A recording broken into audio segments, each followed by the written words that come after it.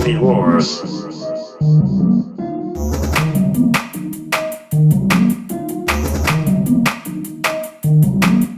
Ladies and gentlemen, welcome back to the Movie Wars podcast. Woo!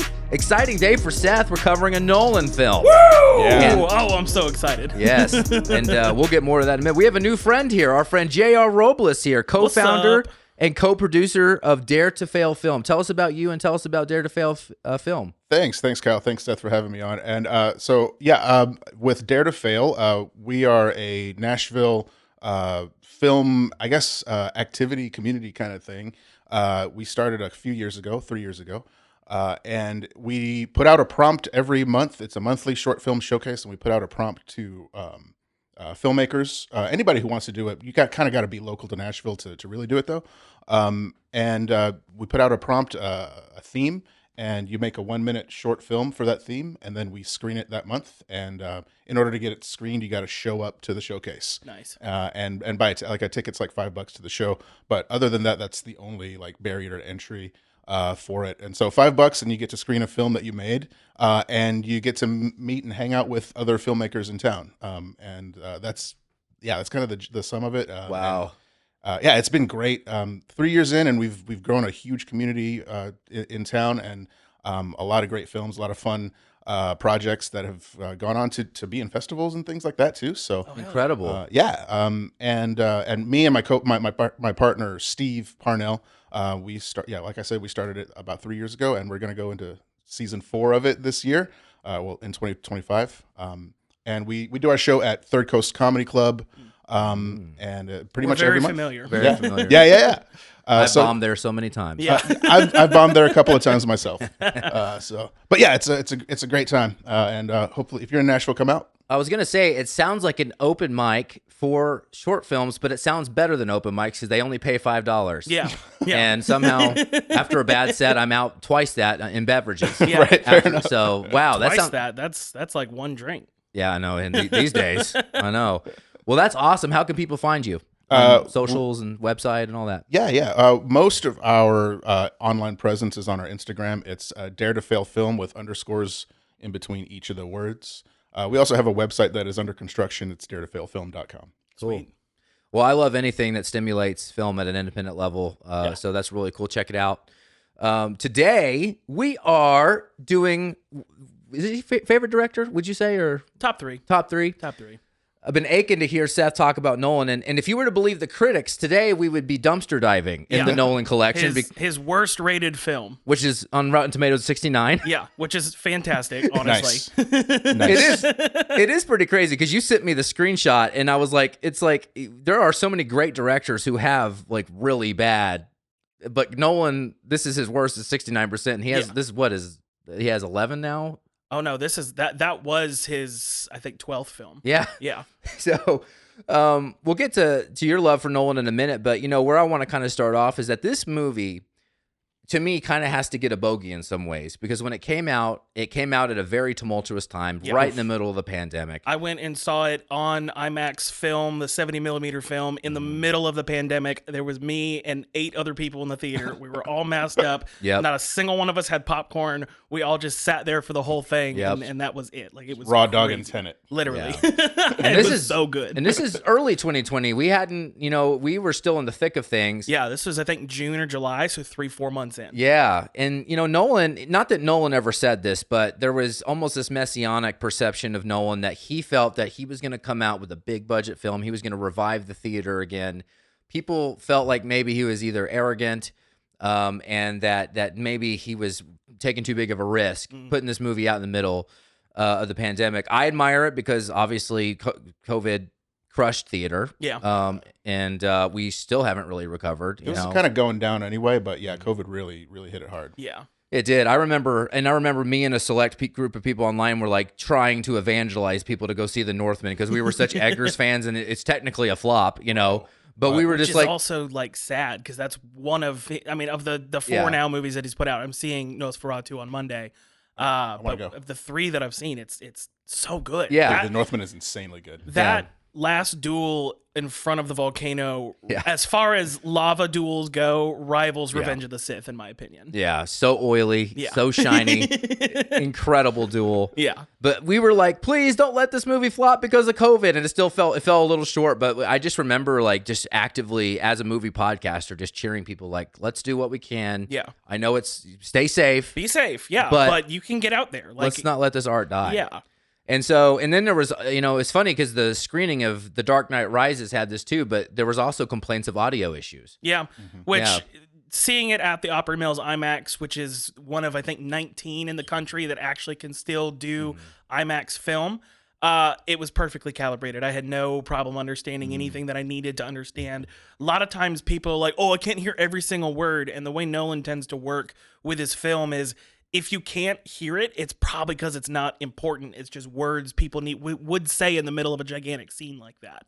So I know, I don't know. I know people had issues, but I have a feeling that at that point it was theaters not calibrating their sound systems correctly. Yeah, could have been. To expound, the people would leave the film complaining that they couldn't hear a lot of the dialogue, that the background noise, like airplanes or whatever is in the scene, was drowning out the dialogue, and they felt like they couldn't hear. Harrison Ford's here. He's made an appearance. The cat's named Harrison miss you, Ford. buddy. It is. He didn't make an appearance last time. He didn't. It made me sad. Yeah, but now he's like probably on camera. That's awesome. Hey, buddy. But yeah, so it's interesting, and then we get into this idea that the physics, the complexity, and not subject matter that outside of the Dark Knight, and even in the Dark Knight a little bit, or the Batman series, this is not subject matter he shies away from. In fact, he's infatuated with time, with metaphysical things. So this is him really seeing that to the nth degree. But I want to turn it over to you. Tell us about your Nolan love, and and you're a defender of this film. 100%. Yeah. On top of everything you just said about the film, it also, when he first was announcing what it was about, he made it very clear this is his love letter to the James Bond movies. He wanted to make a super spy movie, and this, I mean, you can see through so many different, even just down to certain shots that he used, you can tell he was really trying to give his love over to Sean Connery and Daniel Craig, and like kind of take that old school spy mentality and mix it with his normal convolution of time, trying to figure all that out. I love Nolan, especially with this movie, because he does everything in camera as much as he possibly can. A lot of people think he's anti-CGI. He's not. As we've seen with Interstellar and Inception and plenty of his other movies, he'll use as much CGI as he needs to make the movie happen, but he is pro in camera. Whenever he can do something in camera, he will. To the point that this movie only had 280 visual effects shots. To compare, your average rom-com is probably going to have about 1,000 visual effects shots. Wow. And Avengers Endgame, I think out of the 3,000-ish shots that were in the movie, 2,700 of them were visual effects shots. No wonder I hate those movies so much. Yeah. On top of this, there was no use of blue or green screen in this entire movie. So every time you're seeing people fighting and running around in different time directions, all of that is happening at the same time in camera. That's wild. Yeah, like the whole fight scene between John David Washington, spoiler alert, and himself, none of that was done through green screen. It was all done on set with a guy, the stunt guy being like, all right, so this is how I would fight in reverse, but also still react and attack him while I'm going in reverse. Yeah. So just so much underrated stuff in this movie, even down to my favorite shot of the whole movie is right at the middle of the temporal pincer moment at the end, where you see this tower and it rebuilds itself in the bottom and then blows up in the top and then swaps around and does the exact opposite thing. That was all done in camera, and literally each of those shots was just 2 shots that he melded together. Wow. That's wild. Like everything that he could do practically, he did, and I think a lot of things kind of got lost in just how big this movie was as far as the scale of what he did. It's a crazy technical achievement. Oh my God, yes. Like- I put out a Reddit post a couple years ago where I was saying I think Tenet, as far as a technical level, is the greatest achievement in film thus far. Yeah. Say what you will about the story, say what you will about the acting. We'll have those discussions later as well. But as far as the technical side of films, doing things in camera, I think it's the greatest thing we've ever seen. That's why the sound didn't bother me, by the way. Yeah. Like, because, and maybe this is the benefit of having seen it a few years after it came out and kind of hearing about it. But I heard a lot of the complaints about the sound and everything, the sound issues people didn't understand. Yeah. But like watching it just today, which is the first time I watched it, to me, it was like, those were intentional things. Yeah. And so, I don't know, for me, when I see stuff like that, it's like, well, rather than just trying to say, oh, I was uncomfortable because I couldn't hear it, Yeah. like, it was more about, okay, why did he make this choice? What was going on? And like thematically, it makes sense. Like you've got these two reverse timelines going on. Yeah. And so, and he kind of establishes the rules of that sound why that's happening, because, you know, the physics of everything are just different in the other timeline. So yeah, I mean, I really kind of love that choice. Yeah. And I always tell people, if you don't pay very close attention to the first 15 minutes of that movie, you're not going to get anything else that happens after that. If you're not paying attention to when the scientist is explaining to him the physics, and we can get into that. I've said a bunch of stuff about this in the past, but if you don't hear her explain the physics of how you have to catch or drop the bullet in order for it to actually do its thing, you're not going to understand anything that happens for the rest of the movie. People love getting a college lecture the first 15 minutes into a movie. Yeah. Though. Yeah. But I mean, if you're doing a science fiction movie, you have to understand the rules of the universe. Yeah. This is something we've discussed with other movies, is that this is one of those movies that I throw everything I know about the real world out the window, and I listen to their explanation of the rules, and I only follow those rules for the entirety of the movie. Because those are now the rules of the universe that we're following. We're not trying to make this movie fit into what the real world would be like. We have to accept the rules that he's established within that first 15 minutes of the movie. It seems like maybe that's why it got, one of the reasons why it got a lot of flack, though, was maybe something like that. And I feel like that happens in a lot of Nolan movies, though. Like you have somebody, it's like it happens with Michael Caine in Inception. Yeah. Where like he kind of explains, hey, here's how the world is. Exactly. You know, and like when he's explaining the different layers of time, how time slows down with each dream that you're in. Yeah, he does create semi-complicated worlds in what he's doing, but that's just what he's doing. Like if you're gonna go watch a Nolan movie, you should kind of expect that it's going to be more complicated than your average superhero movie. Yeah. Yeah, and he also has varying levels of reality baked in his movies. Like Inception, he was very clear that he did zero research for that movie. Yeah. Like he was not interested in making that one. Whereas this one, and I have a rando about this, but he worked with a world-renowned physicist. Yeah, exactly. You know, he still took a lot of liberties, but he's had varying levels of interest in what it would look like. You know? I mean, Interstellar literally won scientific awards for their representation of a black hole because no one had ever done that before. He took all the mathematical calculations that go into what it might look like, put it through a computer. That's what it spat out. 5 years later, they take a picture of a black hole and prove that it's exactly what it looks like. So, yeah, that back 10 years ago, Interstellar won tons of scientific awards for that vision or visual of the black hole. So, yeah, he goes through science when he wants to and when he doesn't. Seth, I love how much you love Christopher Nolan. I love it so too. Good! I love it. He's one of the few auteurs that are genuinely keeping the art of filmmaking alive. I actually just read a statement that was put out by Netflix. Apparently, they have been telling their filmmakers to have all of the characters explain what they're about to do for the people who have it on in the background. Yeah, it's a new genre, actually. It's so dumb. Wait, do what now? Netflix. So literally Netflix is saying that directors and writers need to make sure that characters almost narrate everything they're doing so that people who are cleaning their house with a Netflix movie on can still pay attention without looking at the movie. Like they're literally making movies for people that aren't watching movies. They're actually making movies for background noise. developing it as a genre almost. Like it's almost being described as background movies. Yeah. Is And what it's the genre is. so absurd. Christopher Nolan wants you to put your phone away, sit down, and watch the damn movie for the whole 2.5, 3 hours that he's got it on screen. Yep. Gosh. Yeah. Absurd, isn't it? Yeah. Yeah. I mean, I guess I could see the like utility of something like that, but it's like just a different. Yeah. It doesn't sound like a movie to me. It sounds Exactly. Yeah, it sounds like music. Yeah. You know. Yeah, exactly. Elevator music. Yeah. Well, if you got a Christopher Nolan fan in your life, make sure you share this up. Yeah, I know you got a friend in your life. Please do. If your grandma, we always talk, we don't ever leave the grandmas out of this show. Grandmas love Christopher Nolan. Grandmas love the Nolan. They love it. Enemies too. If enemies Yeah. you Yeah. can tell them. Love thy enemy. If someone hated the sound of this movie, you should just send them this podcast. Yeah. Subtitles are a thing. Yeah. In fact, in the edit, he's going to put nothing but rumble over our voices so you can't hear what we're saying. Even though it's going to be audio, I'm going to put subtitles on it. Yeah. On the podcast. All of my dialogue is in reverse. It's actually. but we just had to re-reverse it. Yeah. Entropy. The questions. The questions. Yeah. Is there an easier way for these future criminals to get back at civilization than this? I'm just thinking, like, The Terminator is one of my favorite movies. Like, I just feel like sending a robot back was a pretty like feasible. Yeah. Sure. But these future criminals like got just very creative. They just jumped right in. Yeah. They're just like, wow. I mean, here's my assumption. My assumption is this movie is technically a prequel to Interstellar because they talk about how basically the entire environment has fallen apart, and that's why they're doing all this and sending all this shit back in time so that they can destroy the world beforehand.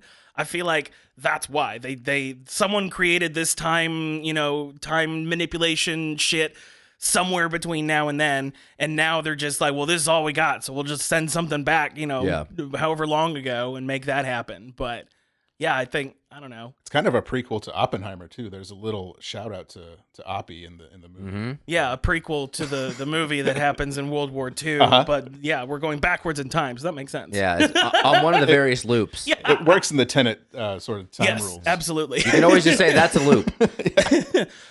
I've been playing this game Deathloop. Have y'all played it? I I play have, yeah. It reminded me so much of this movie. Yeah. Or the movie reminded me so much of the game. Yeah. Like just with the different time things that are going on in that game. And also sort of the vibe of it too.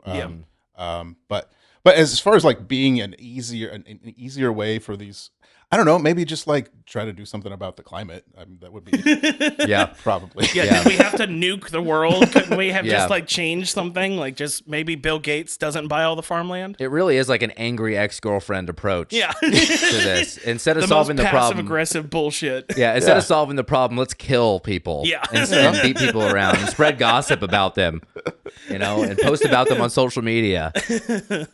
Gosh. Oh, I love it. Yeah, just a little more, climate stuff would Yeah. be probably a lot easier than sending, multiple people. Or through fuck, this. they could have just sent back the cure for cancer so that fucking Kenneth Branagh didn't have to like be pissed off You by know? his wife and everything. So is that transporter thing? Is it like one of those things at the bank where you put the tube of your check into the thing and it, Yeah.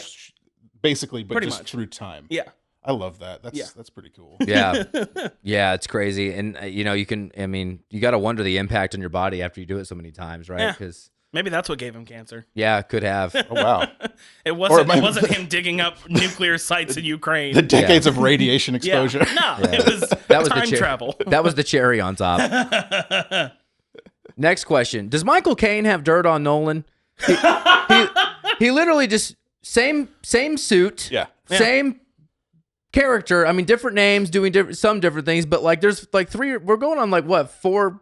No, that was 6. Bro. 6 movies with Michael Caine, and I know Alfred's a bigger thing, but Yeah. still very much Michael Caine. It's like Inception in this one, very Actually, take much it back. That was 7. 7. If Because I- he does have a little audio cameo in Dunkirk. Okay, yeah. Yeah. If I were a film director of any weight and I had a chance to put Michael Caine into a movie for Much whatever less 7 reason, movies. I would just do it. I'd Yeah. figure out something. That's kind Yeah. of my thought. But he might have dirt on Nolan. Yeah, he's got like a cadence. Or does Nolan have dirt on Michael Caine and he's like, you will be in all of my movies? I think whoever put Michael Caine in Jaws for the Revenge had dirt on Michael Caine. That's a 0% on Rotten Tomatoes. Like definitely if anyone had dirt on Michael Caine, it was those folks. The fact that he's in that movie is the dirt on Michael Caine. Exactly. Yeah. His agent. Do you think he killed? I would have killed my agent. Yeah. Like I don't think about killing people, but if I'm Michael Caine, if you are like some iconic actor, How do you go from the original Italian Job to Jaws 4? I know. A couple $1,000,000 probably helps. I have a feeling that's how much they spent on the entire maybe that's the problem with Jaws 4 is they spent all their money on Michael Caine and then they were like, oh, we probably should have written a script first. The shark ate the script. Yeah. I don't know. I love having Michael Caine in as many movies. I mean, he's fully retired now. That's why he wasn't in Oppenheimer. So, I mean, I kind of miss having him around. And he is one of those actors that has like a aura. Yeah. Like he just when he's on screen, you're like, That's Michael Caine. Have you You're all gonna seen watch, Secondhand yeah. Lions? I Oh, love yes. Secondhand Lions. Love that movie. Been a long He's time. so good in that. Him and Robert Duvall together are just perfect. Yeah. Yeah. My third girlfriend and I went on a date to see Secondhand Lions. There you go. It was fine. You got them numbered. You got them numbered. You have like encyclopedias with numbered girlfriends out there. Like, it was my third. this is the book of Trish. Yeah. Well, This is the book of Deborah. yeah. One of those books is really long. This is the book of that bitch. Yeah. This is coming from a guy that had one girlfriend before I met my wife, and that was like a 4-week relationship. Nice. Fuck you. Hell yeah, man. Yeah. Well, I have my commitment problem is if I'm not getting if I wasn't gonna get married, I wasn't gonna do it. I wasn't gonna date. No. So most people are like, oh, I don't really want to be in a long term. I was like, I only want the longest term. Wow, relationship. Yeah. Yeah. I love it. You stuck to your guns. I did. I also was just not good at dating. I'm also I don't have a lot to work with here. Hey, man, I think you're pretty hot. Oh, thank you. Person. I know there's a lot of hotness going on Hey, here. I agree. Almost as hot as Kenneth Branagh in this movie. Yes. Seriously though, that was the greatest text I've ever received from you. He texted me like 2 hours ago, and it's literally just like, what did he say? Also, Kenneth Branagh looks great. What the fuck? This might be the hottest version of Kenneth Branagh. Yeah. I stand by it. Yeah. Yeah. I agree. He took his shirt off at the end there, and I was like, fuck, okay. All know. right. He's been working out. Jacked. Dude's Yeah. vindictive in this too. Yeah. When he starts slapping her around, Oh, my God. I was pissed. I was like, damn, he's angry. He my he favorite literally part. had like the persona of Bane, but dude. like in a Russian oligarch. Yes. I think he's my favorite thing about the movie. Same. Agreed, 100%. And there's a lot of great stuff about it, but I think his performance and his choices, Yeah. just amazing. Amazing casting choice for this guy. And just he was menacing and complex, and you could still kind of see, you could still kind of empathize with him. Like it was, I think he was a really beautifully built character. Yeah. And an amazing performance by this guy. Agreed. Yeah, and one thing I love what Nolan does, and this is another one of his obsessions, is sickness. Like a character that has a disease, terminal disease, and terminality messes with fate, and he loves that. But I love how like the trajectory of his characters, he's so good at without overdoing too much exposition. Like I love that glimpse of him as a young man digging in the dirt, because it's like, oh, he is who he is because of what he's experienced. Like his trajectory. Like it hits you, and the way Nolan delivers that, it always usually punches you in the stomach a little bit. Like, oh shit, like he's a bad guy, but he's a survivor. Yeah, He's, there's a reason he's a bad guy, because he's been fucked over by the world the way he's trying to fuck over the world. Yep. Yeah, heroes. What is it? Heroes never die; they only live long enough to become villains. Yeah. Like I could see that character in an earlier version becoming someone that you really root for. Yeah, And I think it's been said in a lot of places, but that's the kind of villain character. That's the kind of way that you want to build a villain if you're going to create something like that. Is to create somebody that could have been a hero at some point. You know, definitely. And yeah, I loved his performance in this so much. Yeah. I will say one of the biggest criticisms I do remember about the movie is the casting of John David Washington. A lot of people said that his performance was just very stale, very stilted.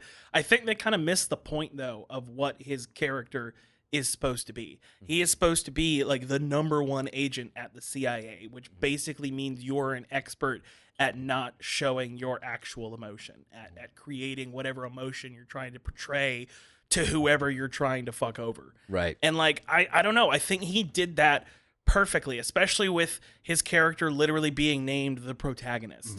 Like, he's not supposed to be someone that you want their background on. You're literally supposed to be dropped into his story right in the middle. I mean, literally, the first moment we have is that opera being attacked by terrorists, and he's just sitting there waiting to go in. Yeah. And it's like, I don't think this particular character is supposed to be like Cobb in Inception, where you're supposed to get his tragic background and you're supposed to understand why he's in this.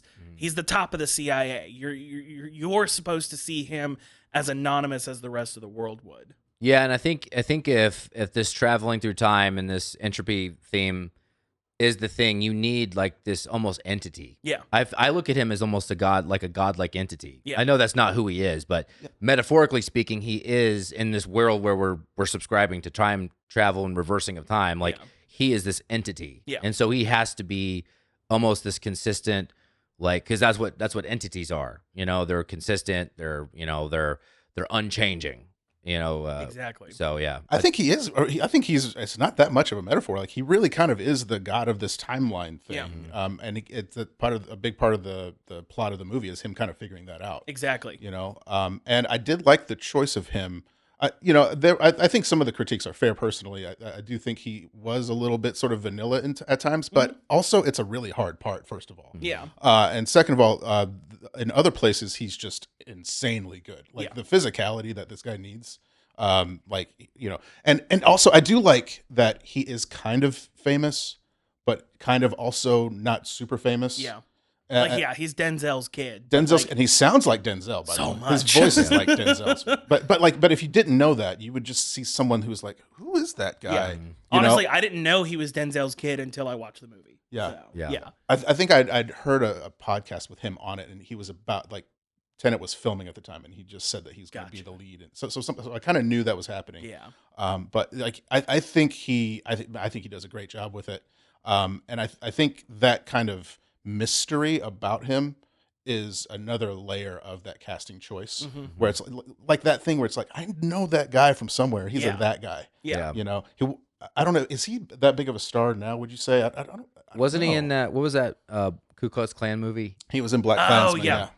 yeah. He's kind of hit like the top level of the indie scene, but I feel like this movie was the first time he was in something blockbuster like. But then he was almost like he was almost blocked just because of when it came out. Like it should have been significantly bigger than it was, and it kind of I feel like may have set him back a little bit just because of when it was released. Yeah. Yeah. Also, I love the fact that Robert Pattinson in the movie is the only one who knows anything about what's happening, and yet on set, he's literally quoted as saying, "I had no idea what the fuck was going on. Yeah. I knew nothing. I had read the script, and I still was like, what are we doing?" He was the only one, though, in the movie who actually knows everything. That's actually my first rando. Oh, is it? Oh, yeah. sorry. No, Sorry it's to do good. that, It's but a perfect segue. I think it's so fucking funny. Rando. Rando. So you got to say it hard. Okay. Rando. Oh, yeah. That's good. That was There we hot. go. Whew, I need a sweat break. You got a towel? Harrison, Yeah. bring me a towel. He's under the table. Oh, he's chilling, dude. He's chilling, bro. He's usually opening the curtain over there. So It's sometimes true. during the video, you see this fluctuating light. It's amazing. He's like, it's like in a movie, like in the Overlook Hotel, like is a character in a movie. Like the curtain is now a character in our Movie Wars movie. Rando. So, great segue. So the secrecy in Pattinson this is the reason there was a lot of secrecy, first of all, about this is kind of what played into the movie also struggling in theaters a little bit, was that people didn't know what it was about, like because the trailers were super like ambiguous. Like Nolan he wanted complete mystery. Yeah. So much so that like Michael Caine was only allowed to read his lines. Yeah. His section of the script. He was not allowed to read anything outside of his dialogue with other actors. And same, Pattinson and John David Washington, they got to read the full script. Yeah. But they had to read them in locked rooms apart from each other at Warner Brothers Studios. Crazy. So when Pattinson says he didn't know, it's because, they were all kept away from each other. I don't think there were table reads. Did they talk about why? I think if I had to guess, I don't have that part of it, but if I had to guess, it's because that is actually what's in the movie. Yeah. I think you have actors, and you could call them actors almost in the movie. The characters are actors in this, and they're not supposed to know. Like John David Washington isn't. He's not supposed to know that he actually is who he is. Yeah. And then on top of that, Christopher Nolan he likes having an air of mystique about the movies that he puts out, especially his original works when he's not adapting something. He doesn't want people to think they know what's going to happen when they first go in. And so he tries to keep everything as vague as possible and let the movie speak for itself. Like that was kind of what happened with Oppenheimer. I don't think he even said it was based on American Prometheus until like right around when the movie came out. Yeah. So yeah, you're kind of sitting there wondering like exactly what it's going to be. And then when it happens, instead of taking your own presupposed ideas of what it should be, you're just watching it for what it is. Yeah. I have a bit of a theory about Nolan, and I'm not as well versed, I think, as maybe you guys are, but like I've seen most of his movies, and I kind of figured out after Inception, for me, that like pretty much to me, all of his movies at some level are about what happens to us when we watch movies. Kind of, Like, yeah. And like what we go through, like the experience of like deciphering a plot, deciphering what it means to us, Mhm. and just like how the movie going experience can, even in a tiny way, can kind of transform us Yeah. when we're done watching that movie. Mhm. And I kind of went into watching this movie kind of thinking about that, especially because the guy's name is the protagonist. And, Yeah.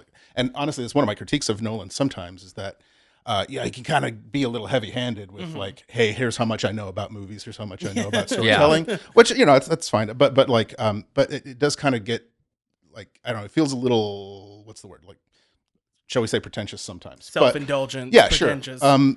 But then again, you think about it at its core level. If you're making art, if you're not doing a Marvel movie where you're strictly following a plan that's been set out in front of you, all good art is self-indulgent at times because it is the purest form of self-expression. Like you're literally putting a piece of yourself out. So yeah, you should be a little self-indulgent. But I get where people have the critique that it might come across as pretentious. But it's like, what great artist doesn't have a little twinge of pretentiousness in them? Doesn't bother me at all. Yeah. Like I feel like he should totally flex in each one of his movies because they're masterpieces, right?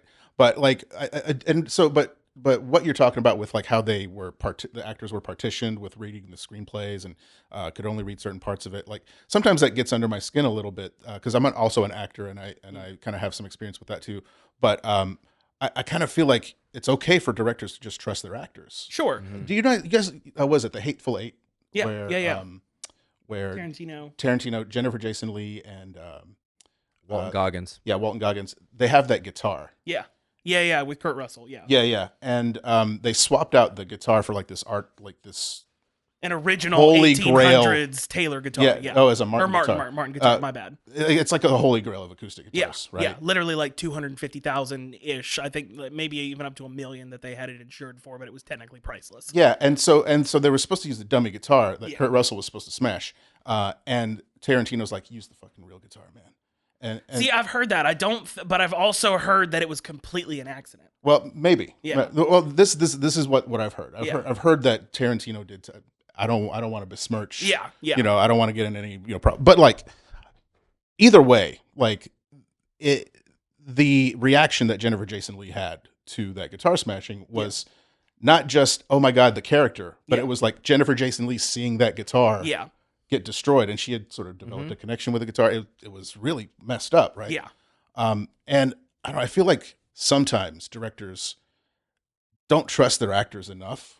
You know, like she could totally just act that scene. Oh, definitely. And I don't know, but with this one, I don't know if I feel that way about this story, but I do kind of feel like you could totally just give your actors these scripts and just let them read it and figure it out. But while I do agree with that, what I know about Nolan, like Gary Oldman just recently did an interview where he was talking about how Christopher Nolan has only ever given him one note in every movie that they've done together. He's only given him one note, and that one note was simply in one particular scene.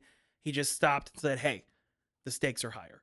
That's the only note he's ever given. All he said. Gary Oldman. Love it. And so to me, I think Nolan's method, and I only know so much. I haven't met the man. I haven't watched him work in person, but I feel like Nolan's method is to put the actors in the situation as much as he can. Because if you remember in this whole movie, the protagonist, John David Washington, doesn't trust Robert Pattinson. He doesn't trust really anyone around him. And so by purposefully making sure that they didn't bond over reading the script, I feel like just added a little bit of emotional layer to that where because they haven't formed a bond, they don't fully trust each other until the end of the movie. that is super cool. So that's a cool my layer. assumption. And there's definitely, I agree with what you're saying, both of you. Both of you are interesting, and there are more demented. We just covered The Shining, and there's, Oh, nice. Kubrick is more demented man. in this way. Like, one of the reasons he loved Nicholson is because even when someone would screw up, Nicholson would finish the take. Yeah. He always finished the take. Hell Even yeah. if it was the 130th take and he knew it was a dead take, he did it because he knew Kubrick wanted a palette. Yeah. That was the version of a painter's palette. He wanted options. Yeah. But Duvall didn't know how to do that because she was in, she was olive oil. She had done like some pretty, but she was a fish out of water. Yeah. It's rough for her, man. It was rough for her, and she would never finish a take, and she felt intimidated by Nicholson because he would go all the way to the end and Nicholson was frustrated with Duvall, and she was already being punished by Kubrick on a regular basis. So there are more demented. Yeah. It really depends on the director. Whereas Tarantino is incredibly collaborative. He creates and he's talking a lot and talking to them, but he's always trying to empower the actors to find their power on set. So it's interesting. It's very much director to director. Yeah. Also, I feel like Nolan is just at a point now where if his script gets leaked, he's fucked because it just ruins all mystique around the movie. And I feel like Tenet especially, if that script had gotten leaked before the movie had come out, or if story elements had come out, people would have really gone into it expecting something that it wasn't. The only insight, because I did a project with somebody who was in a Nolan movie. Oh, nice. And I don't know if I want to say it because I don't know. I don't think it's a big deal, but it was a recent Nolan movie, and he was a day player on this movie. Okay. And he kind of just told me how it went, and apparently it was a really super professional, like really efficient kind of thing. But yeah, this sort of firsthand experience that I've gotten, like this guy was just loving the whole experience. Oh, and yeah. said he was a really great director to work with as an actor. So yeah, I mean there's a reason why every single actor that works with him wants to work with him again, and will literally take massive pay cuts just so they can be in front of the camera with him. Like he's just that respected by his actors. Yeah, love it. That was a great conversation. Randos do that to you. I love randos. They'll bring it out of you, baby. They will. Oh, in life too. Yeah, they are the entity. What's crazy is so I was wondering this because I hadn't done the research yet. This was my first watch. I was like, did they film and were they like actually doing this in reverse, or is there some effect here? But they were doing choreography. So they had reversed choreography for fight scenes. Yep. And Kenneth Branagh specifically had to do, he not only was doing the Russian accent, but he was also having to learn those backwards. And so those lines are him actually talking backwards with a Russian accent. Out of here. Yeah. Yep. Bro. It's so good. When he said lack of effects, we're talking like lack of effects. Yeah. You know? Like we're talking backwards. That's crazy. Yeah. Yeah. Learning Russian and then learning it backwards. Yes. Bro. And it sounded awesome. So good. Because isn't that the scene where he's like, I thought you said these were Estonians or whatever in the car, and he's like, they are. You know, but then they're like trying to figure out what the accent is, and well, there's that, but there's also the scene where he's on either side of the turnstile, and so he sees Kenneth Branagh and the wife on the other side, and he's threatening her, trying to get the information on where the piece of the puzzle is. Yeah. Wow. Just so good. That's the stuff that makes me excited. Kind of like you said earlier. People shit all over this movie when it came out, dude. I know. That's why I said in my intro, does this movie deserve a bogey? It just came out at the wrong time. That's crazy. Like, I did watch it just today, and so like I kind of can't believe that reaction. I think it's one of those things that got like just kind of mushroom clouded. No pun intended, actually. But like over time, just like the one person didn't like it, and then all of us. I guess maybe people were in a surly mood anyway because of the pandemic. So like I'll say this as someone who absolutely loves Christopher Nolan. I don't think it's his best movie. It's probably top 5 for me, but I think people putting it at the bottom just either did not understand it, or were choosing to be part of that contrarian crowd that was just like, oh, it was shit for this reason. Yeah. Like, no, this is. You try to come up with something like this. You try to go in there and be like, no, we're going to make you walk backwards, but I need you to look like you're walking forwards because we're going to reverse this shot so that he's actually walking backwards. Yeah. Like, you try to come up with something like this. This is one of the high concept movies. Seriously. Ever made. And yet, at the same time, done for, like, incredibly low production value. Like, again, you don't have all sorts of crazy computer effects happening. Everything's done in camera. Everything's done using old school film techniques. Yeah. Well, it's the trade-off of every great artist, and that trade-off is they, for the high art concept, and they wouldn't call themselves high art, but those who are capable of generating high art in whatever art form that is, the trade-off is they're not going to spoon-feed you. Yeah. And that they have no desire to spoon-feed you. You come to the trough, and you take from it, and they want you to interpret it. And even then, Nolan kind of tries to spoon-feed everybody more with these so movies. than others. Yeah, he does what he can to explain everything you need to know at the beginning. Yeah. And then he's like, all right, if you don't understand it, you're shit out of luck. I'm sorry. Like, that's the trade-off of Kubrick. If you did a Kubrick film, Barry Lyndon, The Shining, and he wasn't explicit about it in The Shining, but if you were doing The Shining, you had to be committed. And Eyes Wide Shut, you couldn't do anything else. You signed Nicole Kidman, Tom Cruise. They all signed contracts that said you will do nothing else. Yeah. You are doing this movie. for this amount of time, and you're contractually obligated. That was the trade-off, and that was the simplest version of this is, and you're gonna laugh at this, but the soup Nazi in Seinfeld. Yeah. Right? You suffer for your soup. Why would I expect any less from my customers? You know what I'm saying? And that actually, in simple terms, explains the great artisan dilemma, which is you're going to create this thing, but I'm not going to spoon feed it to you. You come to me, exactly. I present it, and you take away what you will. Yeah, and it's risky because some people won't get it, and they're going to shit on it. Yeah, so it is what it is. Art is that subjective. Yeah. What was the rando for this one? I forgot. They were working backwards. The conversation's just so good. We keep going on great tangents. But yeah, the lack of visual effects, people moving and speaking backwards, learning Russian and learning talking backwards. So so when they do like the explosion in that last big set piece where they're in the desert and like they have the explosions that are exploding and then the explosions that are imploding because they're backwards in time. Is that? Oh, sorry, I just bumped the mic. Is that all practical? Yep. That is it, so and it's just like superimposed. That one cuts? shot that looks like the two shots. That's actually 4 shots put together. One of it exploding, but then going up so they can reverse it, and then it exploding in forward time, and then they swap to the other side where the top comes together and then the bottom explodes. That's 4 shots put together to look like 2 shots. That's wild. Dude. Yeah, but again, no green screen was involved in that. It's just a miniature set that they blew up 4 times. Wild. Yeah. So this is crazy. They worked on the script and the screenplay for 6 years, but this was on Nolan's mind for 20 years. Yeah. This concept he had for 20 years, and he was kind of obsessed with these details. So it's a really, maybe this is the inception of this idea of where his time obsession actually began. Obviously, Memento was kind of the kickoff, but this is an idea that supersedes a lot of the movies he's released that revolve around these concepts. Yeah, I feel like he started working on the concept for this around the same time as when he started working on Inception, because Inception was 2010, came out 10 years before this one. And at the time, he was like, oh yeah, I've been writing the script for 10 years. Yeah. So I feel like he came up with the concepts, but like Inception, I think he was able to wrap his brain around a little better at first. And then that kind of was his stepping stone into being able to do this one. Wow. Yeah.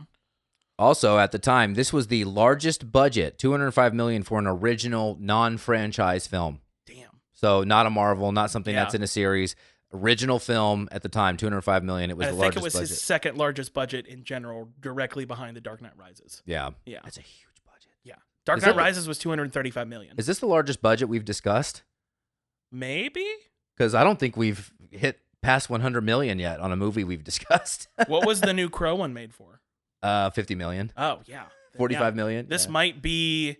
Yeah, this might be. Talk about high concept. Seriously. It makes sense though, because like I could see why he needed all of that for the and another thing that I've heard about him is that he wants to be really efficient with his budgets. Oh yeah. Like so. Have you heard the story about the shooting schedule for Oppenheimer? Tell me. So the original shooting schedule was I think like 87 days.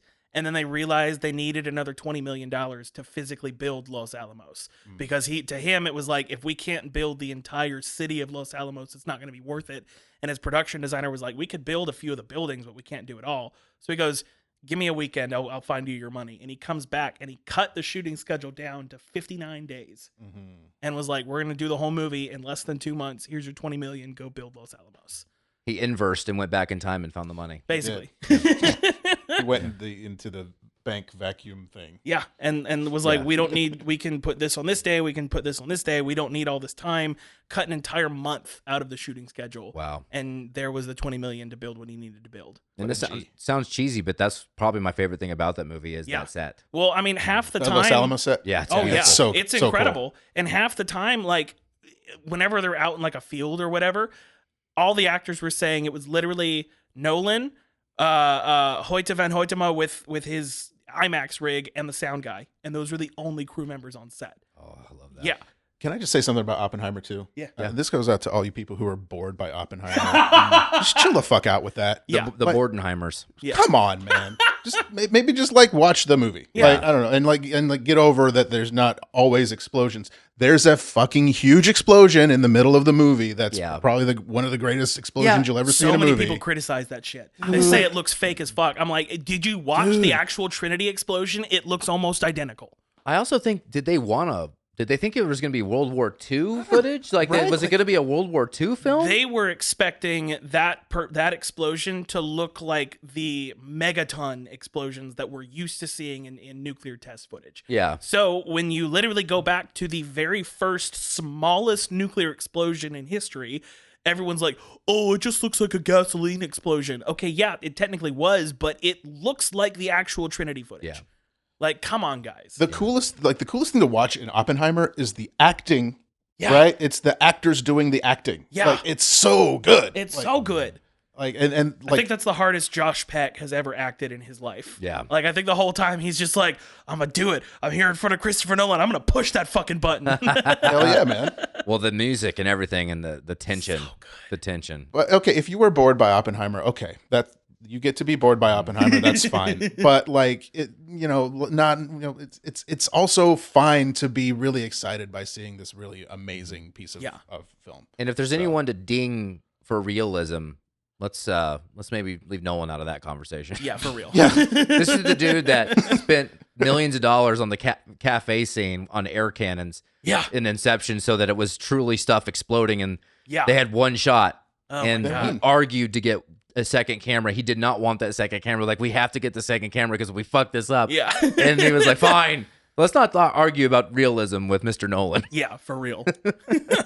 Well, also that movie is about maybe the most important moment in history, in modern history. Like, and it deserves to look at the people who made it. Yeah. You know, and so I don't know. Like, it's not Inception, guys. Yeah, exactly. We're not doing The Dark Knight. It's a different kind of movie. biopic. It's a biopic. It's a human film. Yeah. It's not about the bomb. It's about the humans. Exactly. It's a biopic about a bunch of science nerds. Yeah. Yeah. So yeah, a lot of your action sequences are going to be at chalkboards. Yeah. I love what you said. Preach it, brother. Oh yeah. And lastly, this was my favorite thing I uncovered. So obviously, he took a creative liberties earlier. That's I Seth thought on New Year's Eve. his liberty hurts. Yeah. All the time. Yeah. So in Inception, he says, which is hard to believe. I don't know if I believe him, but he does said he did zero research for Inception on dreams or anything like that. But this one, he partnered and became friends with and got feedback from renowned physicist Kip Thorne. Okay. And he looked at the script and they worked through these concepts together. And he's considered, I guess, an academic genius. I don't dabble in physics, but I think he's also credited as an executive producer. Like, that's how involved he was in this movie. that's awesome. Yeah. So he took a few liberties, but based on my research, he didn't go too far. Yeah. Yeah. No relation to Rip Torn, the actor. Or Richard Thorne in Omen 2. Oh wow. Okay. Oh, okay. Damn. Sorry, I felt like I had to go back farther than you. I was like, how can I beat this guy? What? But Maybe they're all three the same person. Maybe they're Tenet versions of There we each go. other. yes, There we go. yes. Kip. Kip Thorne, Rip Torn, and Richard Thorne. Yeah. Kip's kind of a weird scientist name. A little bit. Yeah. Yeah. Yes, Eagle Scout. That's an Yeah. Eagle Scout name. I know some musicians named Kip. Napoleon Dynamite's brother. Yeah. I've never seen Napoleon Dynamite, actually. Oh, that's the next movie we should do, man. I don't know. I'm Kip- kind of like Bro. the reaction of people who hear me say I've never seen it before. I'm never.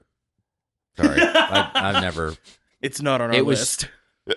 It's funny. We have literally almost 1,000 movies on a list that we want to cover, and that's not on there. It's because it was just in my face when it came out. People, the impersonations. Yeah. No one would shut up. No one would shut up. And when I finally saw it, I was like, "This is the dog shit that I thought it would be." Yeah. Might be the pinnacle of civilization for me. Nice. Well, maybe you should start a podcast. I'm just kidding. No, I could be convinced. Yeah. Just I like couldn't. just like everything else No, about me, let me I tell am you- for sale. So I've been showing my kid YouTube videos of some of my favorite movies. Nice. But just the clips, right? Because Yeah. who has time to watch a whole movie, right? So I showed her like some clips, or it just came up on my algorithm on YouTube. The Napoleon Dynamite best of scenes, dude. It was cracking her shit up. She's like an 8-year-old kid, and she, like I when feel like that's who it was made for. Yeah. spoiler alert, Seth, but like, yeah, right. But like Uncle Rico throws a steak and it hits Napoleon right. Oh, in the yeah, I've face. seen that Dude, she rolled on the floor laughing like for 3 minutes straight. Just Nice. at that. Maybe I should show it to my kids. I mean, maybe they'd like it. But I'm teetering with that or Terminator for my son. So Terminator. Double all the feature, way. man. yeah, double feature. Cover your eyes. Shall we manipulate entropy? Let's do it. Shall we inverse our materials? Let's temporal pincer this bitch. Let's war. Yes, let's do a yes. That's better. Let's do a pincer. I love that. Just that word, temporal pincer. That's So just good. top bill cast. John David Washington and Mr. Robert Pattinson. Amazing. Killer. I love the fact that Robert Pattinson supposedly knows everything that's happening and literally knew nothing about what was happening, even after reading the script multiple times. Was just like, I don't know. I just do what Nolan tells me. And again, I think for the character that was created for John David Washington, I think he did it perfectly. I couldn't see anyone else convincingly in that character. So remind me what the positive one is. Entropy. Entropy. And negative is a paradox. I go entropy on this one. Boom. Oh, so we're doing like. Yeah. Oh, that's okay. So, well, definitely. What's the good one? Entropy. Entropy for both of them. They both rocked for me. Yeah. But I think this and I haven't followed Pattinson much. I didn't see him in the Batman that he did or anything. He was good. But all right. but this is like one of the first things. And I watched all of the Twilight movies, of course. Yeah. But like this is the first time I've seen him in like an action sort of thing. Yeah. He's great. And I think he's got and it's cool because like he's way more famous than John David Washington, it would seem. Oh yeah. But he's like the number 2 guy in this movie. Yeah. And dude, he just seems like a really great actor. It's someone really great to work with. Yeah. And the choices he made with that character, just I have no notes. He was excellent. Yeah. I totally agree. And I like JDW too. I did kind of feel like he was. I don't know. Like there were, I hear the critiques about how he was a little flat at times. Yeah. And I did kind of notice that, like some of the face acting he was doing, I felt could have been maybe a little more interesting. But I did like the choices he made too. Yeah. And again, I think part of that had to do with the fact that he is playing this anonymous character in the whole movie. He's trying to mask his emotions, so he is trying to have a little bit of a flatter kind of face with the emotional side of things. Like you said, I do totally get the criticisms, but I think it lended itself towards this character. Yeah, he was awesome. Yeah, I go entropy here. Love John David Washington. I think it's kind of surprising we haven't seen him in more. Yeah. I actually think I liked your point earlier that he nails what he's supposed to. This kind of staccato CIA guy. He's an entity. He's not supposed to fluctuate emotionally. That's not why that's not how you become the number 1 guy at the CIA. And when he does, that's when shit goes wrong. Yeah, exactly. Yeah, it's the moments where he's cowering to his feelings towards Kat. Yeah. Or that's her name, right? Yeah. Kat. Another thing about that sort of flatness is he is literally the protagonist of the movie, and he's called that. And it kind of gets back to what I was saying earlier about how a lot of Nolan movies are about like the experience of watching a movie or the experience of getting a story. And I think with a protagonist, a lot of times as viewers, we project ourselves or we project some version of ourselves onto this person. And like that choice to be sort of, I don't know if flat is even the right word, but like neutral in a lot of moments. Yeah.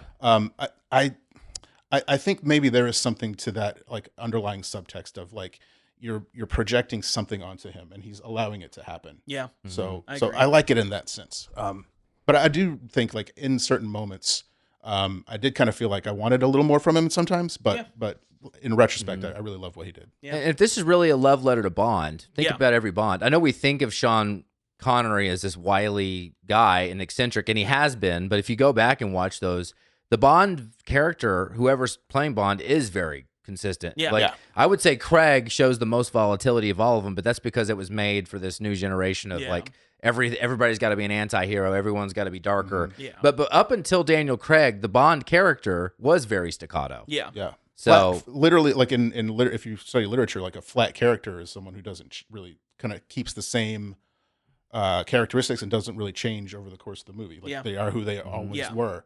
And Bond is like that. And I kind of think the protagonist in this movie is kind of like that too. Yeah, right? I agree. yeah, Not So a it whole makes lot of total change. sense. Yeah, go back and watch. If you don't think so, go back and watch old Bonds. Yeah. People, and you'll see it. You'll see all the old. And one more thing about Pattinson. One thing I laughed about watching this is that a lot of people I talk to about the Batman, they like, oh, Pattinson's coming out party. He is a good actor. I'm like, you know how much shit he's done Yeah. since Twilight. Have you The seen Lighthouse? Cosmopolis? Yeah.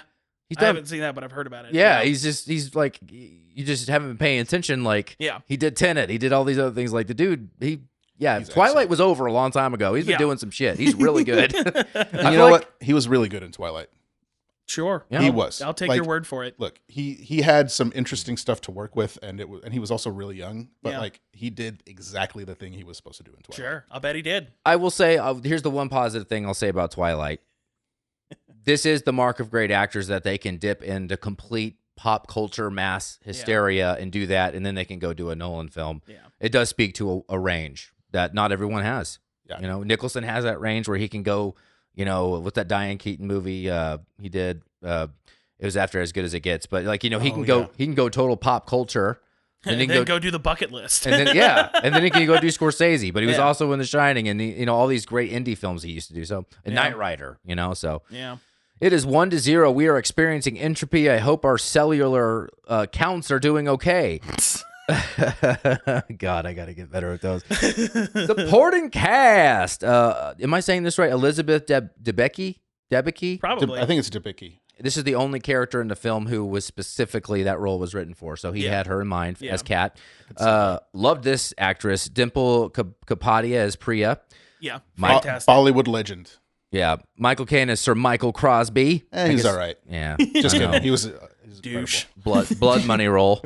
And then, of course, the great Kenneth Branagh, who was, by the way down on the pay scale for this movie. Like I had to click into the cast list. Yeah. Because you know they have the front cast list on IMDb. You have to expand it to even get to him. Yeah. I mean, this may have been his third, but definitely his second time working with Nolan. He was in Dunkirk as, I think, an admiral. I didn't see Dunkirk. Oh, it's so good. Yeah. Very good for a war film. A different type of war film. Yeah. Very different. Definitely. Is that the one that was in one shot? Or no, that's 1917. That's 1917. Okay. Yeah. No, this one, oh my God, it's so good. But it has incredible picturesque shots. Like you talk about Nolan films and portraits. Yeah. Oh, yeah. The portraits in that, in terms of still shots, are just... Also, it proved to me that if you have a good director, anyone can act, because Harry Styles, that was his first movie. Oh my God. And he fucking killed it in that movie. Yeah. He did such a good job. Unbelievable. Okay. Yeah. But yeah, Kenneth Branagh's Sator. I think it's like, for a movie like this, for a spy movie, I'm not looking for this like intense emotional depth. I want enough that you are your character and I feel the way I do about you. Kenneth Branagh especially, I think, went above and beyond what any Bond villain has ever done. As much as I loved Mads Mikkelsen in the first of Daniel Craig's James Bonds, he's still kind of just an anonymous, faceless guy that you only meet in the third act. The fact that you're hanging out with Sator throughout the whole thing and really getting in depth on not only who he is, but how he's treating his wife and why he is so mad at her and using the kid to kind of hold it over her. There's so much depth to the character, and I think every line he delivers, he really delivers that. I think Kat did a great job. I think Priya was so much fun to watch on screen. I think everybody fucking killed it. I love that. What do you think? Everybody was incredible in that list. I guess a little more about Branagh, just real quick. I think. What was I going to say? Other than your clear sexual attraction to him in this role. Well, I mean that definitely comes first. Yeah. But yeah, he was jacked. He looked pretty jacked in this. Yeah. Like I remember like watching him in the Shakespeare movies in the 90s where he's kind of skinny, you know. But I mean, if you look at him in Dunkirk, literally, I think 3-4 years before this, 3 years maybe, he's not skinny, but he's not jacked either. He's just kind of a normal looking guy in it. So he clearly took on a physical persona for this role. But like, so a lot of times with a lot of people see sort of a difference between film acting and theater acting, where like in theater you have to be really big and broad, and on film you want to be really quiet. And Michael Caine talks about this. He says that acting on stage is like doing surgery with a scalpel, and acting in film is like doing surgery with a laser. And that's the way he sees it. But for me, cool. Like I've never really thought that like that it's really that different. Yeah. And a lot of actors kind of will kind of think that, oh, I have to be really like I have to do a lot of whispering. If I want to be menacing, I'm going to whisper. Like Branagh goes balls to the wall with this part in both directions. He's massive, like, but especially when he's huge, like he really goes for it. Yeah. And I think the character deserves that. Yeah. Like he's got to be big because he's trying to destroy the world, literally. So that one of the many things I love about Branagh is how big he is in this movie, and part of that does come from probably his classical training stuff, but part of it is the choice of the actor. But I love Elizabeth Debicki in this too. She's yeah, she's really pretty and everything, but she has a lot of depth, and what a character! So much. Oh my god! Like, Yeah. People say Nolan doesn't know how to write women. Like, watch this movie and watch the way that she is reacting to everything that's happening to her. Like, she has she's that. so good. And this She has- absolves him of his Gyllenhaal sins. Yeah, yeah. I loved Maggie Gyllenhaal in. I hated her. I hated her so you much in son that of a role. bitch. I just wanted to trigger him. Oh, I know how he feels. I love Maggie Gyllenhaal. We can fight about this. After. Yeah. That's a I got a that's a backyard. side We'll that's fight. a side pod. You said something that actually was exactly in line with my thoughts. Is that he's kind of jacked in it, Kenneth, but he's not tall necessarily. Yeah. but Yeah. huge. Yeah. like he is almost. The way I thought of it is like he is a boulder. Yeah. in every scene. Yeah. He's like the thickness of his dialogue and the things he's saying and his Yeah. facial expression. There's a heaviness, and I don't mean like in a bad way, but the heaviness that you should experience from someone who wants to end the world and has endured nothing but pain and hardship their whole life and is now taking revenge on the world. Yeah. He does that tenfold. He looks like Zangief from the Street Fighter video game. Yeah, that's actually yeah. But yeah, I'm just like, there's just this heaviness. You just feel it like, oh my God, this guy does want to destroy the world. Yeah. And when Kat first walks on, I'm like, did Nolan like hire a supermodel here? Like, who is she? And then she just like, Yeah, he did. in one scene, in her best scene, was she a supermodel before she was an actress? I think so. Seemingly. I mean, Yeah. she's got that look. She's 6'2", bro. That's insane. She's an inch shorter than I am. Damn. The last scene where she's having to pretend Yeah. to love him. Yeah. Great. She scene. showed Oh a my ton God. of range. She went from like forcing that love, but you can tell it's kind of a forced love, to I can't do this, to saving the day, like all within a matter of minutes, man. She showed the whole thing. I thought Priya is not a write-off character either. No. Not a Dude. write-off at all. She was 29 when they shot this movie. Really? Yeah. Yeah. She was Elizabeth born in Debicki. 1990. Wow. Damn. I did forget she's in Guardians of the Galaxy. She's one of the gold people in the second You're movie. talking about Elizabeth? Yeah. Wow. Yeah. Blown away. Want to see her again. Oh, and she was in Great Gatsby. That makes sense. Yeah, I'm not really familiar with a lot of Bollywood. I haven't dug into to Bollywood a lot, but apparently I did just in my very half-assed research doing this pod. I did find out that what's her name? Dimples. What's her last name? Had it pulled up. Going back. My bad, dude. No, it's all good. Kapadia. Dimples Kapadi. I mean, I could see why she's a famous actress. Yeah. She was really just she had my attention every scene she was in. Oh yeah, she was effortlessly menacing. Dude, Yeah. Christopher Nolan, now that you say that, he loves dipping into Bollywood. Oh yeah. He pulls great actors and Yeah. actresses from there. Yeah. All right, it is 2-0. We are experiencing more entropy. Step into the reversing mechanism with me. Woo! Writing. And I actually had not a different way to approach the category, but I wanted to break this down because I was looking for differences here. So I broke this down by movies that he's written alone and movies he's written with either Goyer or his brother. Yeah. Movies that he's written alone following Memento, Inception, Dunkirk, Tenet. And then movies he's co-written with Jonathan Nolan, The Prestige, The Dark Knight, Dark Knight Rises, Interstellar. And then with David S. Goyer being involved, Batman Begins, Dark Knight Rises. Now, obviously, he has varying. Yeah. He also did involvement. Oppenheimer alone. He did Oppenheimer alone. Okay, yeah.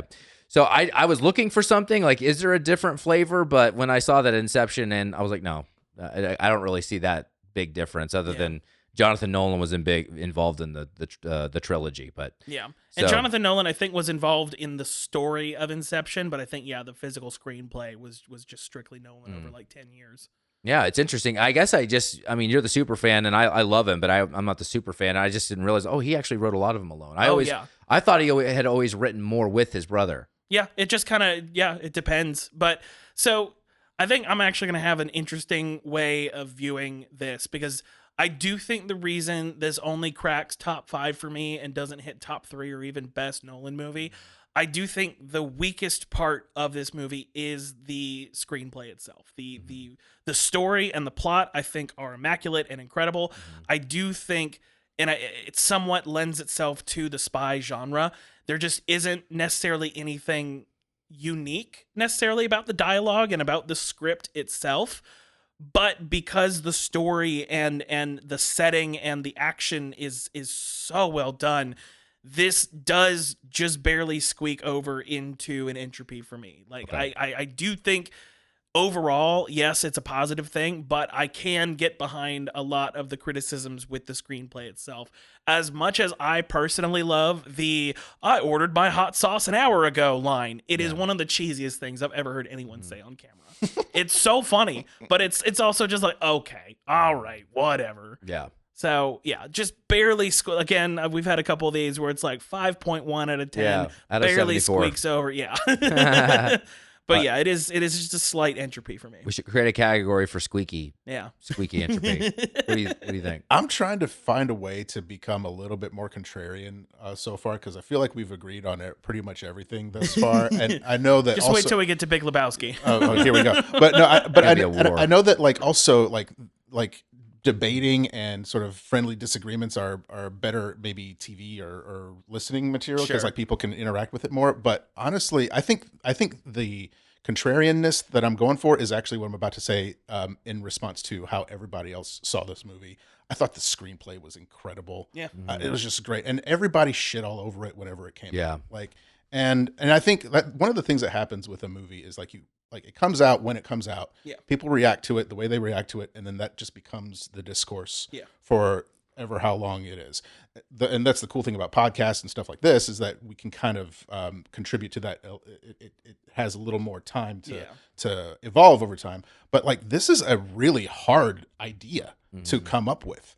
And if it doesn't always get executed perfectly, sorry guys, but like it's kind of like when Lost. You guys watch Lost? I actually have not seen a single episode of Lost. So like the first 2 seasons are, I think, incredible TV. Yeah, that's what I've heard. Third season is kind of rough going, and then the rest of it is like really hard. Yeah. So like, and it has great moments. But like the thing about that show was like, they were trying to do something that was impossible. Basically, they were trying to tell 3 different timelines on network TV in early 2000s, when every season had to be 25 episodes. Yeah. And like, it was just a really high bar. And I think this movie also is a really high bar to try to hit, screenplay wise. Like, you're trying to tell this really complex story, and really not just tell the story, but also get to themes that are really important. And so, I don't know, like, if you're going to critique this, there's plenty of critiques to the screenplay, I think, but like overall, it's a total entropy for me. Yeah. Total entropy. Yeah. Like, it's an incredible achievement. Yeah.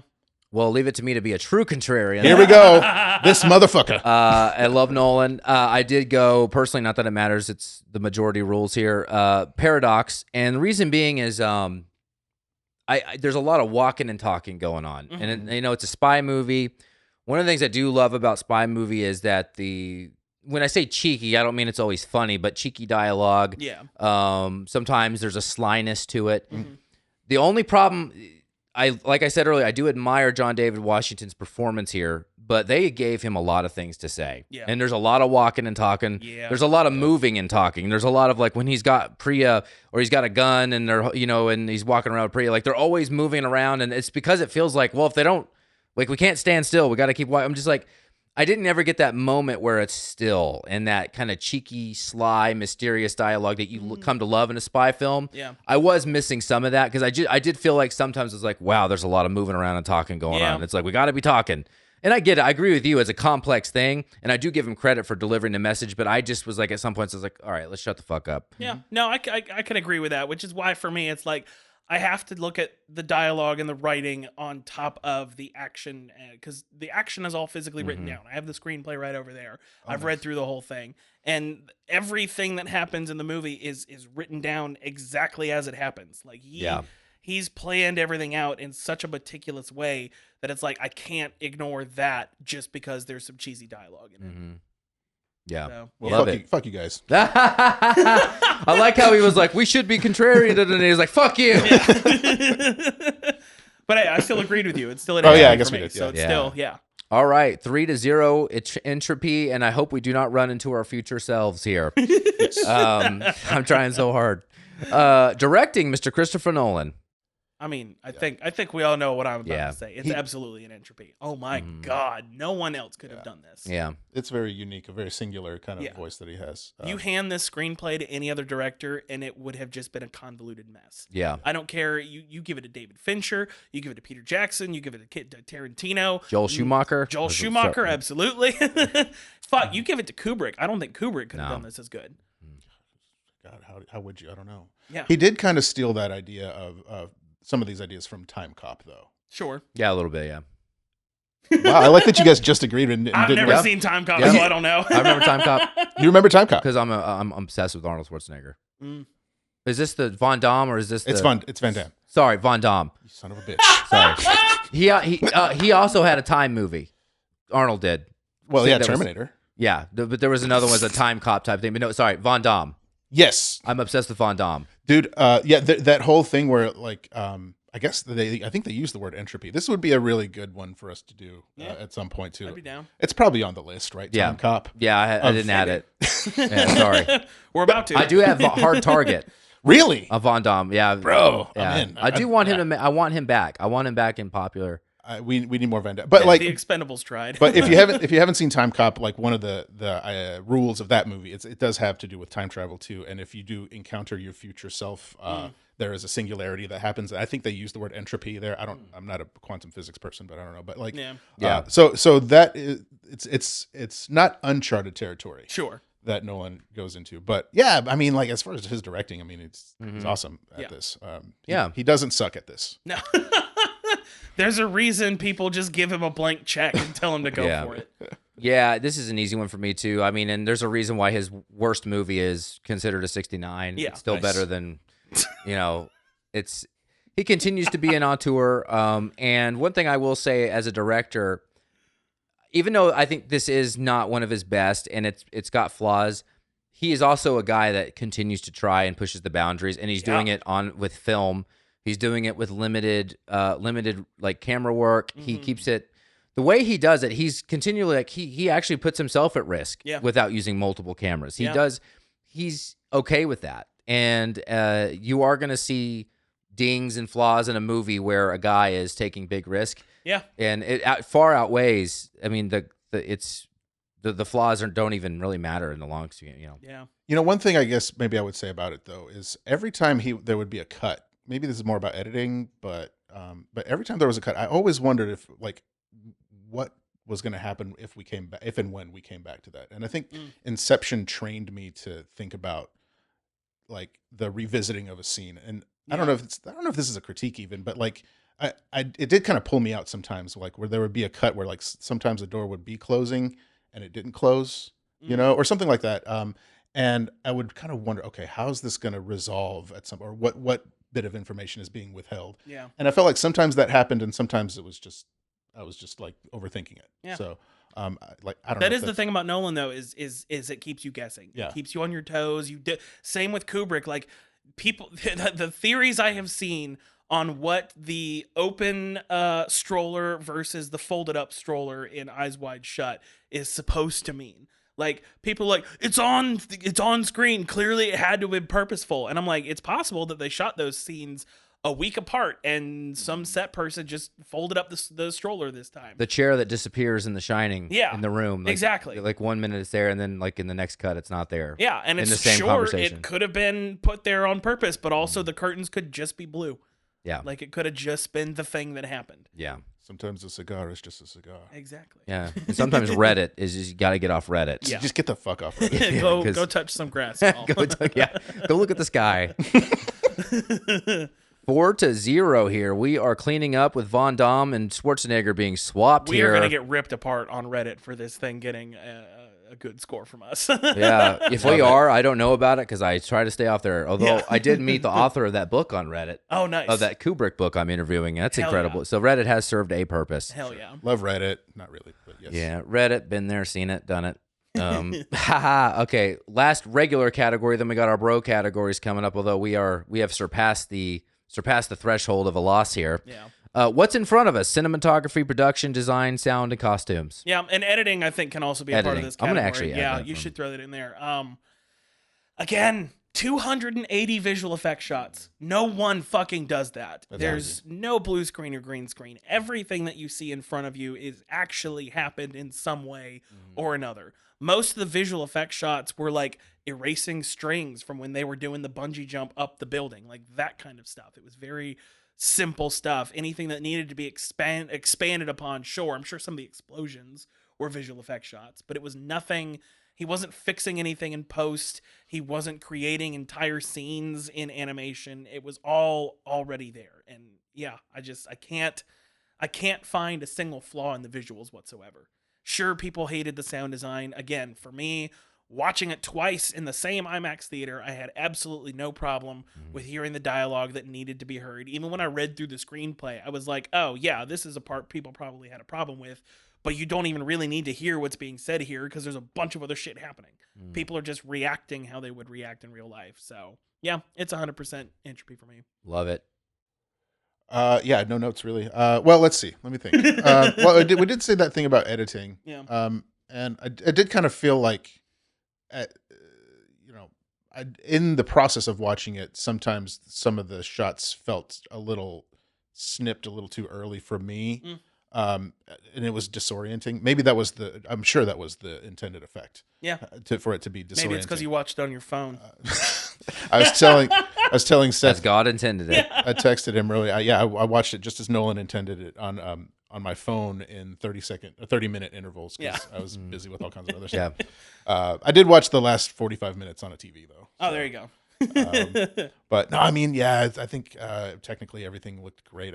What am I going to say about the wardrobe, man? I mean, like they looked incredible. I did like that note with. Who was it? Where? With Michael Caine, where he's like, Brooks Brothers isn't gonna cut Brooks it. Brothers, bro. We gotta get some better suits, bro. Love it. So I did. No, that is something I have always loved about anytime Nolan does a movie and set in the modern era. The fashion is impeccable, and if you watch him on set, he's literally in like a full suit and then usually has like a polo or a button up on. Yeah. Like, dude just exudes fashion. Yeah. He's like an NBA coach in the 90s. Yeah, Literally. literally. Suits. My favorite was Levitt in Inception. Yeah. His wardrobe was Oh, killer. yeah. Dude. I mean, everyone in that movie was just so well put together. Watanabe Just- was also really good in that movie. Yeah. His wardrobe stuff. Yeah. Yeah. So you're going Entropy? Yes. Entropy Beautiful. for me. Yeah, me too. And this is just standard Nolan here. I mean, this guy doesn't lower the standards ever. He doesn't. He's unwavering. He doesn't mess around. Yeah, he has expectations, and he makes it as hard as possible with how he does it because he wants that end product to be perfect. And that way, he does have you. I think you pointed this out, but Kubrick, that is where they kind of share. It's like they are relentless, and you can question the standard if you want, but they are relentless in upholding a very certain standard. Yeah. And that in the modern era of let's make background movies on Netflix and just all the garbage, the remakes, the reboots, someone that's upholding the standard is what we need. Yeah. And he does it here again. So I can't really say much more than I love everything I saw. Yeah. Fuck yeah. You were moving your eyes. I didn't know if you were looking in the back of your brain for. I was, but no, I was trying to think of something else to say, but no, I'm good. Yeah, it's hard. It's hard to go say anything else. I mean, he's awesome. Yeah. 5-0, we're winning, but we got two fun categories here. This one is called Nolanism. Okay. Nolanism. Okay. And this is what we have been talking about. We've referenced it a few times, but this is his lowest rated movie. Yeah.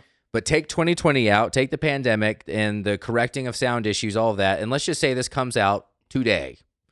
And does it taking a fresh look at it? Does this belong in that top 5? That is the question. I mean, it is for me. Like, it absolutely is in the top 5 for me. Again, there's just so much that he could have done with visual effects, and he just makes that decision to just, no, I'm going to do it in camera until I can't anymore. Yeah, I think time is going to be really friendly to this movie. Yeah. Like the more people come to it after digging into sort of the upper echelon, well-known Nolan films, and they're like, oh man, I want to explore this filmmaker more. I mean, like 10 years from now, like kids in high school and college, like trying to figure out, God, who do I want to model my cinematic voice after? Yeah. They're gonna see this film and be like, oh wow, this is an achievement. Yeah. Well, it's already happened with Interstellar because Interstellar was rated at 73 on Rotten Tomatoes, which is the dumbest thing I have ever seen in my life. Yeah. To me, that is his greatest movie, and I hope the Odyssey can exceed that for me because I have Odyssey? He's doing an adaptation of the Odyssey. Like Homer's That's Odyssey? That's his next project is the Holy shit, Odyssey dude. with Matt Damon, Tom Holland, Zendaya, Robert Pattinson, Charlize Theron, Lupita Nyong'o, Anne Hathaway. Who are these people? Lupita Nyong'o. Who? I'm just kidding. Like these are like some, these are incredible you know, artists. just some of the Pattinson biggest was actors also in the in world. Tenet. Yeah, but like, I have high hopes for the Odyssey. I always, no matter what it is, Nolan, I try to keep my expectations reined in, just because I want to see what he wants me to see. I don't want to see what I want to see. But as I was saying with Interstellar, it wasn't very highly rated when it came out, and 10 years later, everyone considers it to be his greatest film.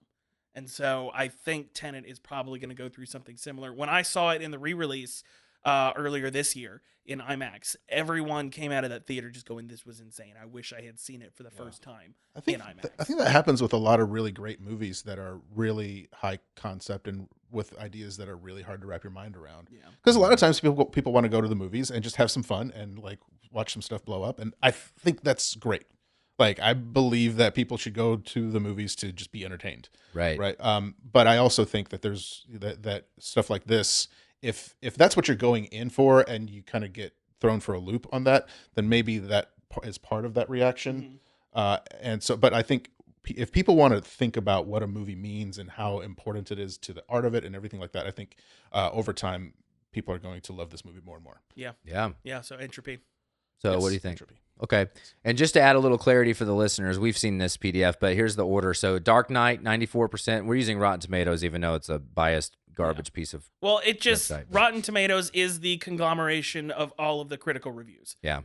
So it's just, if 94% of them said it was good, then that's what the percentage is going to be. Yeah. But then in recent years, they've definitely taken what I love is that now they're like going back and reviewing old movies and re-rating them. Yeah. Based on today's standards. And so they're like giving like really some of my favorite movies dog shit reviews. Yeah. Like, oh, well, this didn't have, it's like, shut up.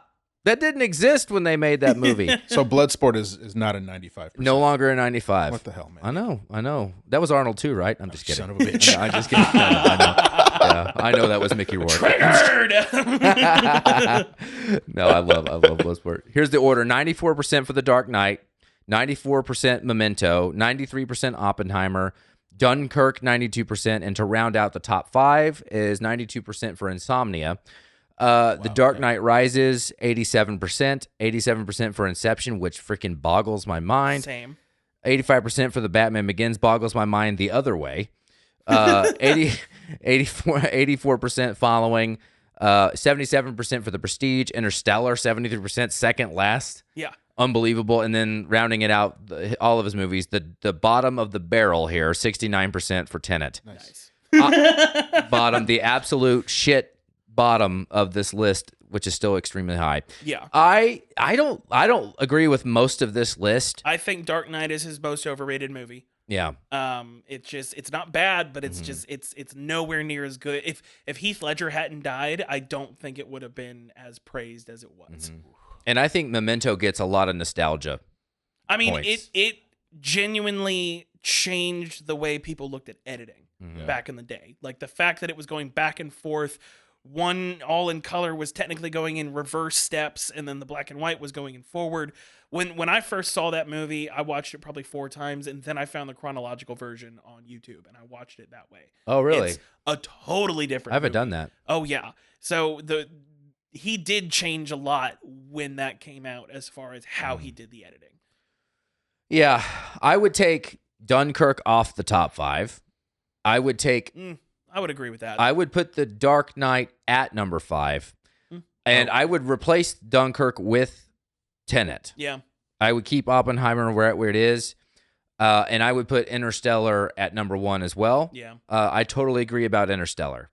So I'm not going to sit here and just try to recalculate this whole list, but I'm just talking about why I am, yes, Entropy. I put it in the top 5, and Dunkirk for me is the easiest one to take off the list, personally. Again, not bad. It's a very visually striking war movie, but it is also just a straight war movie. Yeah. I would keep Memento somewhere. I don't know where, but I would keep it in there for the innovation that it has. But I definitely agree. Interstellar, 1, and actually I put Dark Knight down to 5. And I want Insomnia on that list. Yeah. So it's tempting to take Oppenheimer off there, but I can't let my personal bias towards it take away from the fact that Oppenheimer's freaking brilliant. Yeah. But I loved Insomnia. Yeah, that it's was my so first good. Nolan film ever that I watched. Oh, nice. I need to revisit it because I It's watched really it good. back in the day and it didn't really do it for me. I didn't finish it, so I need to check That's it out. fair. I mean, it is a direct remake of a Swedish film that Stellan Skarsgård was in. That was Al another Pacino's character. that was another thing about it too, was it was a remake and it felt kind of weird. It was called Epilepsy. Okay.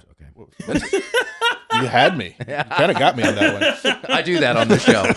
I will say I did watch a comparison of the scene where Al Pacino kills his partner by accident, comparing with the Stellan Skarsgård version. It is a shot for shot recreation of it. Like that was the level of detail he went into. Was like, nope, this is perfect. I'm just gonna do it the same way that they I love did it. I love that. Robin Williams killed it as the villain. Oh my God, that's probably his best role. It is, and also if you are one of those people, and there is a large crowd of people that don't think he doesn't write well for big actors. That's a big. I think it's Pacino's top 5. It's Pacino top 5 easy, and Robin Williams' his best role. Yeah, truly, hands down, freaked me out. Yeah, I'll check it out. All right, we got to round this thing out 6-0. I wonder if this thing is beloved in the movie wars crew. I call this one dazed and confused. We get it. But audiences didn't, and also I will speak on behalf of audiences here. Usually, I'm a little harsh on the IQ of those who challenge movies I like because I'm a dick. Yeah, and I'm pretentious. This has been established. Yes, this has. But at the time, one of the things was they didn't know what it was. They knew they liked Nolan, but they didn't know what it was. But they also weren't in the mood to be challenged. A lot of people, if you were going to theater, it was actually for escapism. And usually I would criticize that. But during the pandemic, I wanted to escape in other ways myself. I wanted to escape the planet. Yeah. So I get it. So that being said, the timing it came out, do you think it was presented in a way? I'm not just talking the movie itself, but the marketing, and then talk about the movie, and then think about the time it was released. Do you think it was warranted, the confusion that some moviegoers had about what this movie is? I understand where a lot of people were coming from, but again, I think and having been following the subreddits on all of his movies now for the last year or so, people for whatever reason are obsessed with, well, what is he gonna do? What do you think he's gonna do with this thing? And they'll pull out the most random stupid things that they see in like a trailer or in some little thing that one of the actors said, and they'll be like, oh, what if it's this whole freaking thing? And I'm like, stop. That's why you got to get off Reddit, bro. Yeah, I mean, if I had a different work situation, I would. That's the problem, though, I have with people is yes, it's fun to speculate. Yes, it's fun to have theories, but you're going to ruin the movie for yourself if you go into it with presupposition. Mm-hmm. If you go into it with a vision of what you want to see versus accepting that this is someone else's artistic interpretation of whatever it is they're putting on screen, you're going to be disappointed. So, no, I understand where the confusion came from, but I also know that Nolan stands tend to put themselves way too much in what they think is going to happen. Yeah. I think so there was some aversion when it came out because a lot of movies were just going to streaming. Yeah. That were supposed to be released in theaters. And this was that Warner Brothers tried to put this straight. They wanted to. And they wanted to. And Nolan didn't want to, right? Yeah. Yeah. I personally think he should have waited a year. I think he should have said, nope, we're just going to, it's done. It's ready to go. I'm going to start working on the next one, but we're just going to put it out in 2021 instead. Like, I kind of remember feeling like I would love to go see this movie, but I don't really feel safe right now. Just like going to the theater. Like, and I had family reasons for that. And so, right. And I looked up the seating chart and found out there were 6 other people there. And I was like, fuck it, I'm going. Yeah. And we're all sitting like 20 feet away from each other. Mm-hmm. Like the closest I was my friend who went with me. And even we had a seat between us. Mm-hmm. Yeah. And so like, for me, it was like, oh, man, why is he trying to make everybody go to the theater right now? That was the one thing for me about this movie. That's why I didn't actually end up watching it until today. Yeah. It just kind of fell by the wayside for me. But when it came out, I was like, well, I don't want to go to the theater. I don't feel like I think that was go. totally valid at the time. That's why I think he should have waited a year. Yeah. Because then I think people would have been fine and would have gone and saw it and would have had a better reaction. Warner Brothers wanted to delay it. Yeah. But when I saw it today, though, I totally kind of get it now why he wanted people to go. It's like, well, this is the way you really need to see the movie, man. It is. When you see it in the IMAX theater Yeah. here at Opry Mills, it is just a totally different experience. I was laying in bed watching it on my phone, just like, oh, that's cool. Yeah. Like, Yeah, I wonder what that looks like 50 feet tall. Yeah. exactly. Literally, though. so yeah, I guess, pros and cons, I guess, but Yeah. I get the reaction to it at the time, because that was part of my reaction to it too. Yeah. Yeah. I this is funny. I'm the only one that went categories that were that paradox. I did actually go paradox on this. I do, because I'm the same. I it's not necessarily that I didn't go. Well, I guess none of us could do anything for a while during the pandemic, but I just didn't think going to the theater was really an option. I was surprised that we could. I was like, oh, I would have definitely gone to some movies, like done what you did with the seating charts. But I was like, I just didn't even think about it during that time. Yeah. Because, well, I also had kids, but Fair. I wish I could have seen an IMAX, and I'm sure they'll do another IMAX release. They'll probably re-release it in a few years like they did this year. I do think this movie could have gotten more love, especially because a lot of the movies that were made and released during COVID, there are things in those movies that remind you, oh yeah, this feels like a movie that could, because there's just little things like the Batman. Yeah. There are things in that movie that are so like unnecessary, and little mistakes in that movie, like that probably wouldn't have happened in a non-COVID film production period. But this one doesn't have any of that. No.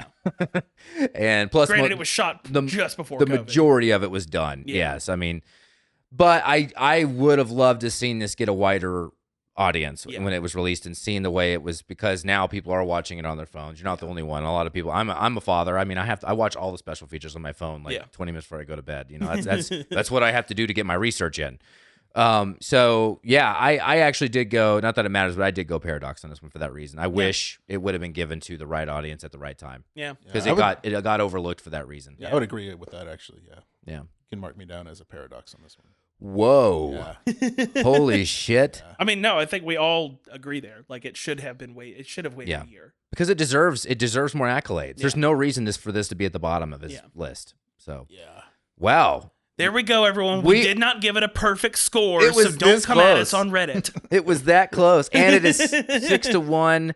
I would love actually to hear from you all, and you're not that you are shy typically. The but, Deftones. Yeah, the Deftones, the Shining, the. But and they Shining, the. And then they. By the way, if you're one of those people that criticize my clip about using they when talking about, because you think I was being anti-feminist by not saying Mary Herron's name. First, listen to the episode. We say Mary Herron's name probably 54 times. At least. And they is 2 women. It's Guinevere Turner and Mary Herron. 2 females. Suck on them titties. You are the sexist for not knowing there was 2 females involved. Anyway, fuck you. Yeah. I love you guys. On that note, I do want to hear, because this is such a, when I say controversial, it's controversial in that the pretext around the release of this film, the reception, and then kind of that 5-year, 10-year later, whoa, what was this movie actually? I want to hear your thoughts. But anyway, you were awesome. Loved having you on the show. We should do another one, and we are going to in 5 minutes. Oh shit. That's how the sausage is made. But love y'all. I'm Kyle. I'm Seth. I'm JR. Movie Wars.